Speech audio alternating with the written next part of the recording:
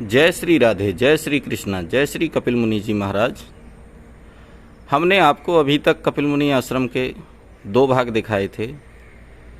काफ़ी लोगों के कमेंट्स आए थे कि आप हमें इसके तृतीय भाग को भी दिखाएं, तो आज हम इसका तृतीय भाग बनाने के लिए आ पहुँचे हैं। प्रथम भाग में हमने आपको श्री कृष्ण अर्जुन के गीता उपदेश तक दिखाया था।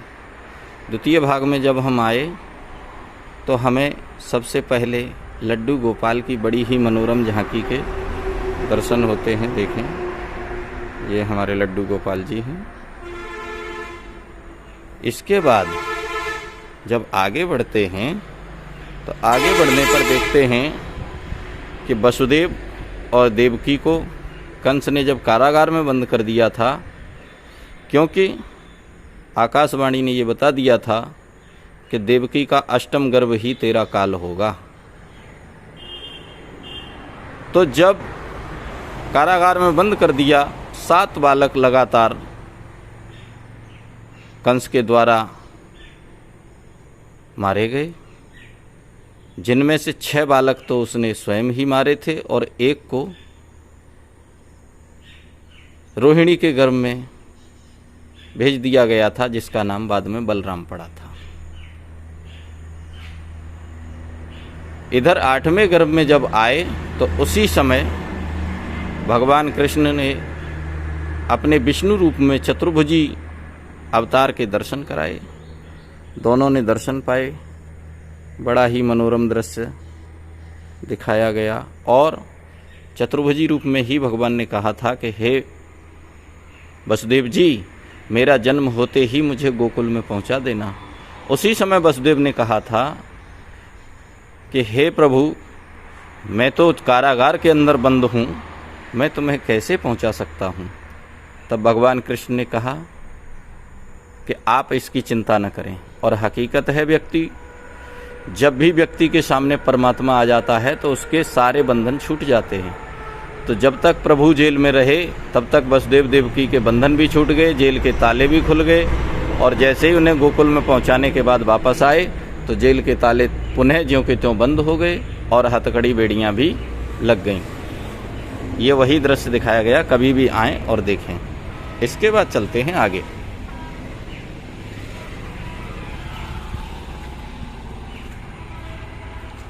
ये तिरुपति बालाजी मंदिर है जो कि निर्मित हो चुका है, केवल इसमें विग्रह का रखना बाकी है। मंदिर कमेटी का कहना है कि यथाशीघ्र ही हम इसे भी भक्तों के लिए खोल देंगे ताकि बालाजी के दर्शन कर सकें। आगे बढ़ने पर देखते हैं तो यहाँ पर एक 21 फुट ऊंचे शिवलिंग के दर्शन होते हैं। नंदी महाराज बैठे हुए हैं और ये शिवलिंग के दर्शन बड़े ही मनोरम हैं।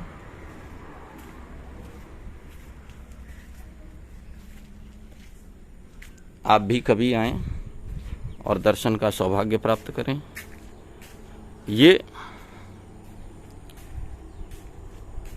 इसमें गोगा जाहरवीर और गंगा मैया का मंदिर है, लेकिन प्राकृतिक आपदाओं के चलते हुए इस गुफा को फिलहाल के लिए बंद कर रखा है। परंतु आप कभी भी आएंगे, इसका भी निकट भविष्य में आपके दर्शन का सौभाग्य पुनः प्राप्त होगा। देखेंगे वह मगरमच्छ की आकृति दिखाई गई है जो सामने है, बड़ा ही सुंदर दृश्य है।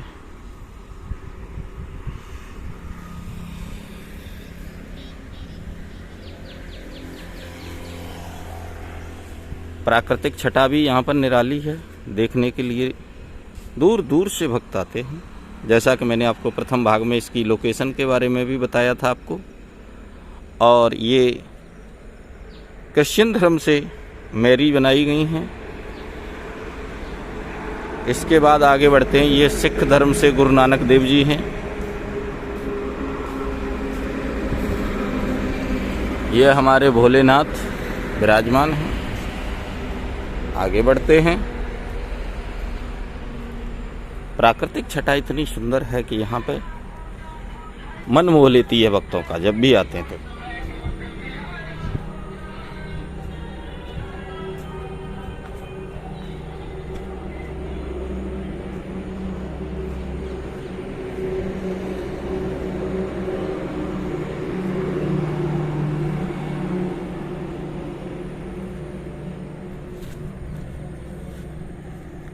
यहाँ पर द्रौपदी चीरहरण लीला दिखाई गई है।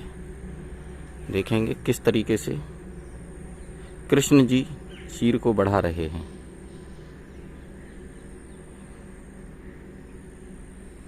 और ये दुशासन जी दुर्योधन के कहने से चीर को खींच रहे हैं। देखें,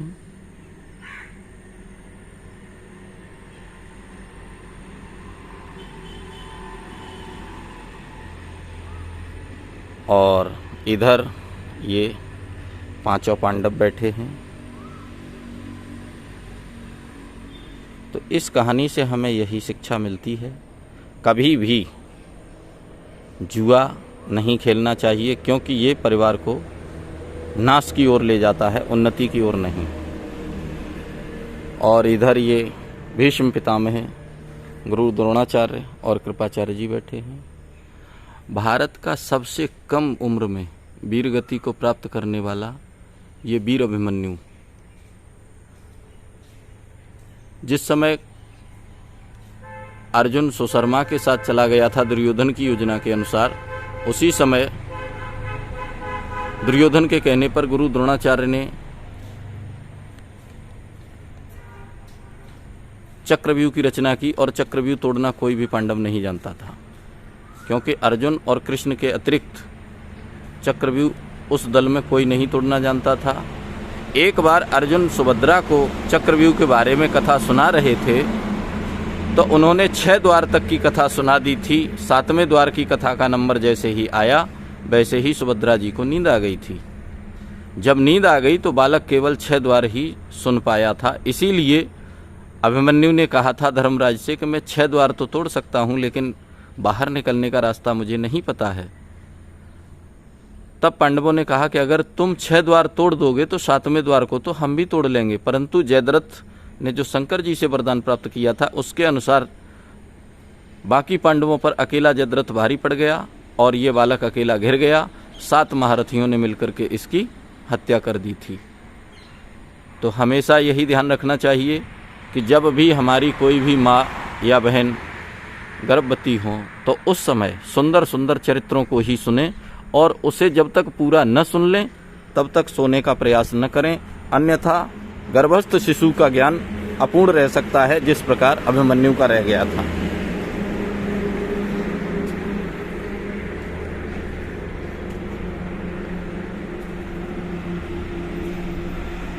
इसके बाद हम आगे बढ़े।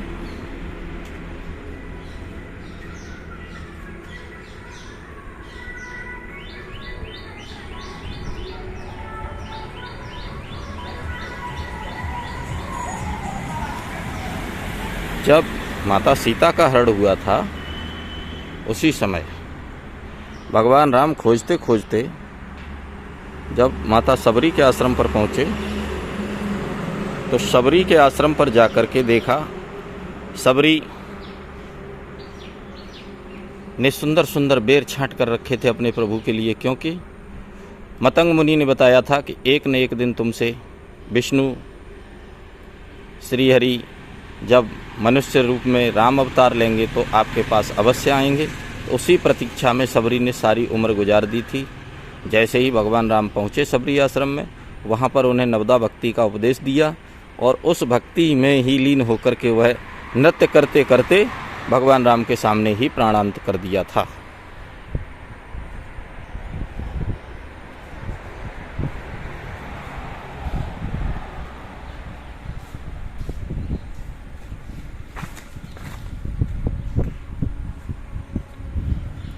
मीराबाई भगवान कृष्ण के भक्ति में रमी हुई ये मीरा जी हैं।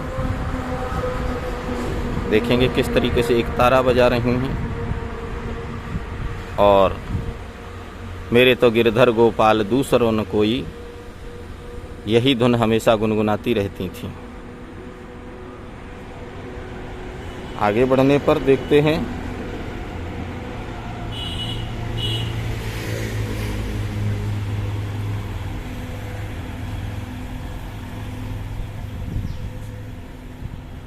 ये सूर्यपुत्र यमराज के भाई श्री शनि देव जी महाराज का मंदिर है। यहाँ पर हजारों की संख्या में शनिवार के दिन भक्त आते हैं और शनि देव को एक दीप सरसों के तेल का, इसके बाद काली सरसों, काले उड़द, काले चना, काले तिल, लोहा, कोयला इत्यादि काली वस्तुएं, काला वस्त्र भेंट करते हैं ताकि अपने परिवार में शनि ग्रह की शांति बनी रहे। इसके लिए प्रत्येक शनिवार को यहाँ पर काफ़ी संख्या में लोगों की भीड़ एकत्रित होती है और अपनी मनोवांछित मनोकामना को पूर्ण करने के लिए दीपदान और काली वस्तुओं का दान शनिदेव महाराज को करते हैं। फिर हम बढ़ते हैं आगे। बड़ा मनोरम आश्रम है, आप कभी भी आएं देखें।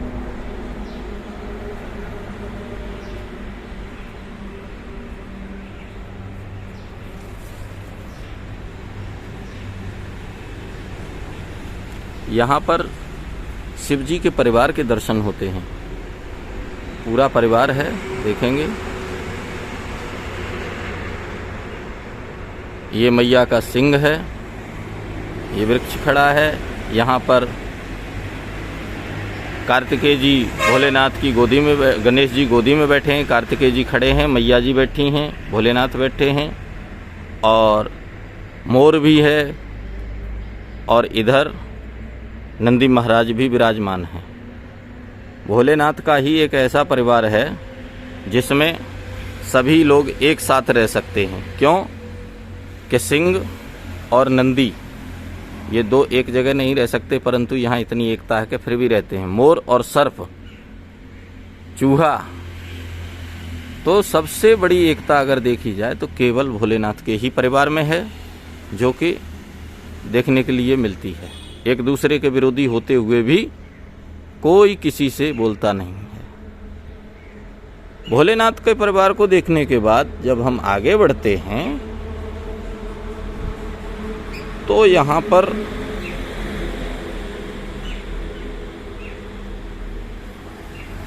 ये एक शिवलिंग के दर्शन होते हैं जिसमें लोग जलाभिषेक भी करते हैं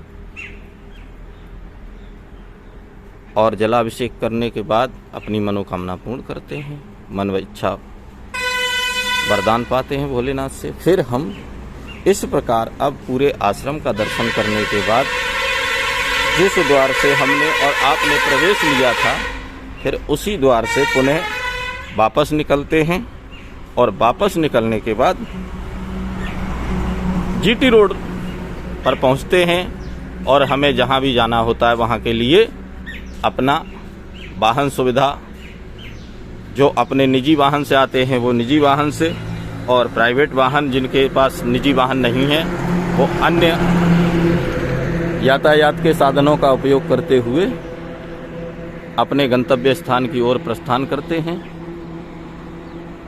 आज के लिए बस इतना ही। अगर आपको वीडियो पसंद आए तो वीडियो को लाइक करें और चैनल को सब्सक्राइब करें। जय श्री कृष्णा, जय श्री राधे, जय श्री कपिल मुनि जी महाराज।